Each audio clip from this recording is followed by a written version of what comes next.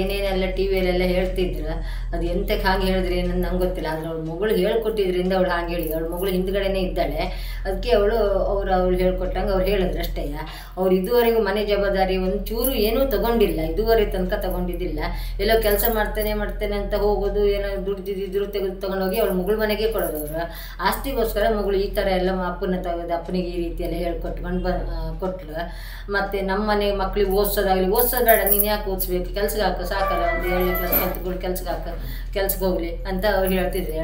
3 ಹೆಣ್ಮಕ್ಳು ಯಾರಿಗೂ ಅವ್ರಿಗೆ ಓದಿಸಿದವರಲ್ಲ, ಕಲಿಸಿದವರಲ್ಲ, ಏನು ಜವಾಬ್ದಾರಿಯೇ ತಗೊಂಡವರಲ್ಲ.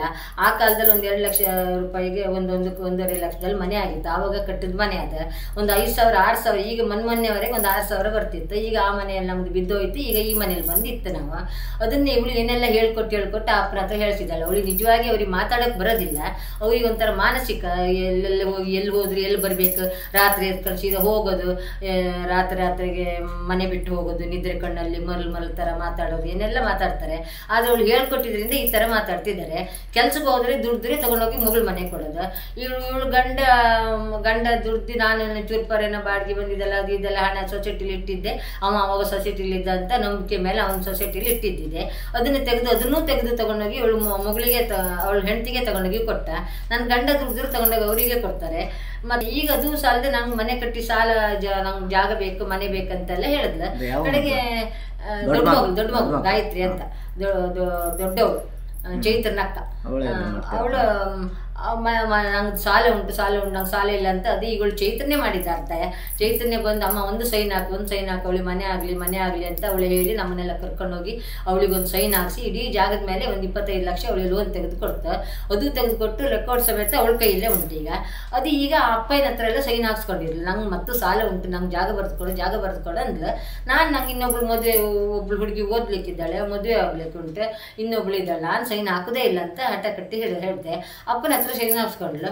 ನಾನು ಸೈನ್ ಹಾಕಲಿಲ್ಲ ಅಂತ ನನ್ನ ಮೇಲೆ ಸಿಟ್ಟಿಗೆ ಅಪ್ಪನ ಹಿಡ್ಕೊಂಡು ಅಪ್ಪನದ್ದು ಏನೆಲ್ಲ ಹೇಳ್ಕೊಟ್ಟು ಹೀಗೆಲ್ಲ ಹೇಳ್ತಿದ್ದಾಳೆ. ಈಗ ಮತ್ತೆಂಥದ್ದಲ್ಲ, ಅವಳಿಗೆ ಈಗ ದುಡಿಮೆ ಮಾಡ್ತಾಳೆ, ಹೊಲಿತಾಳೆ, ಟ್ಯೂಷನ್ ಕೊಡ್ತಾಳೆ, ಶಾಲೆ ಟೀಚಿಂಗ್ ಮಾಡ್ತಾಳೆ, ಎಲ್ಲ ಮಾಡ್ತಾಳೆ. ಆದರೆ ಅಪ್ಪನಿಗಲ್ಲಿ ಇಟ್ಕೊಂಡು ಅಪ್ಪನಿಗೆ ಹೇಳ್ಕೊಟ್ಟು ಏನೆಲ್ಲ ಹೇಳ್ಕೊಂಡು ಅಮ್ಮ ಸೈನ್ ಹಾಕೋದಿಲ್ಲ, ಅಮ್ಮ ಮೋಸ ಮಾಡಿದ್ಲು ಅಂತ ಇಡೀ ದೇವರ ಹತ್ರ ಎಲ್ಲ ಕೋಲಗಿಲೆಲ್ಲ ಇದ್ದಲ್ಲಿ ಹೋಗಿ ಅಲ್ಲಿ ಕೇಳೋದಂತೆ, ಇಲ್ಲಿ ಬಂದು ಇಲ್ಲಿ ಕೇಳೋದಂತೆ ಹೇಳೋದಂತೆ ಎಲ್ಲ ಮಾಡ್ತಿದ್ದಾಳೆ. ಎಲ್ಲ ಆಗೋದು ಅವಳಿಂದ, ನನ್ನ ಮಗಳಿಂದನೇ ಆಗೋದಿಲ್ಲ. ಮದುವೆಗೆ ಅಪ್ಪನನ್ನು ತಡೆದದ್ದೇ ಅವಳ? ಅಪ್ಪನನ್ನು ಕರೆದಿದ್ದೆ ಅವಳೆ. ಅಪ್ಪನ ಮದುವೆ ತಡೆದಿದ್ದೆ ಅವಳೆ. ನಾನು ಒಂದು ಫೋನ್ ಮಾಡಿದ್ರು ಸಾಕಿಯ, ನಾನು ಒಂದು ಚೂರು ಹೋಗಿ ಅಪ್ಪಯ್ಯ ಅಂತ ಹೇಳಿದ್ರೆ ಅವ್ರು ಹೋಗ್ತಾರೆ. ಈಗ ನಾನು ಕಳ್ಸೋದಿಲ್ಲ ಅಂತ ಹೇಳಿ ಅಪ್ಪ ಇಲ್ಲಿವರೆಗೆ ಕುಂದಾಪುರ ತನಕ ಬಂದವ್ರನ್ನ ಇವಳು ಹೋಗಿ ಕರ್ಕೊಂಡು ಹೋಗಿ ಮನೆ ಒಳಗೆ ತಗೊಂಡೋಗಿ ಇಟ್ಕೊಂಡು ಮದುವೆ ಬರ್ದಿದ್ದಾಗ ಮಾಡಿದ್ಲು. ಅವಳು ಬರಬಾರ್ದು, ಇವಳು ಮರ್ಯಾದೆ ಹೋಗ್ಬೇಕು, ಮದುವೆ ಬರಬಾರ್ದು ಅಂತ ಅವಳೇ ಮಾಡಿಸಿದ್ದೆ, ಎಲ್ಲ ಮಾಡಿಸಿದ್ದು ಅವಳೆಯ. ಅವಳಿಗೆ ಭಾರಿ ಒಂದು ಹಠ ಉಂಟು. ನಾನೊಂದು ಸೈನ್ ಹಾಕಲಿಲ್ಲ ಜಾಗದ ಮೇಲೆ ಅಂತ ಭಾರಿ ಹಠ ಉಂಟು. ನಾನು ಇನ್ನೊಂದು ಸೈನ್ ಅಪ್ಪನಿ ಮದುವೆ ಅಂದ್ರೆ ಭಾರಿ ಇಷ್ಟ ಆಯ್ತು, ತುಂಬಾ ಇಷ್ಟ ಆಯ್ತು ಅವರಿಗೆ. ಅವ್ರಿಗೆ ಮದುವೆ ಬರುವಾಗ ಕಟ್ಟಿಗೆ ಮನೆಗೆ ನರಿಗುಡ್ಡೆ ಮನೆ ಅಂತ ನಮ್ಮ ಕುಟುಂಬದವ್ರ ಮನೆ ಉಂಟು. ಅವರು ಅಕ್ಕ ದೊಡ್ಡಪ್ಪ ಅವ್ರ ಮನೆ ಅದ. ಅವ್ರ ಮನೆಗೆಲ್ಲ ಬಂದು ಮದುವೆ ಕಾಗದ ಎಲ್ಲ ಖಾಲಿ ಆಯ್ತು. ನೀವು ಕಟ್ಟಿಗೆ ಮನೆ ನರಿಗುಡ್ಡೆ ಮನೆ ಅಂತ ಕುಂದೇಶ್ವರ ದೇವಸ್ಥಾನ ಹತ್ರ ಅವರು ಅಕ್ಕದಿರ ಮನೆ ಅದು, ದೊಡ್ಡಪ್ಪನ ಮಗಳು ಅಕ್ಕದಿರ ಮನೆ.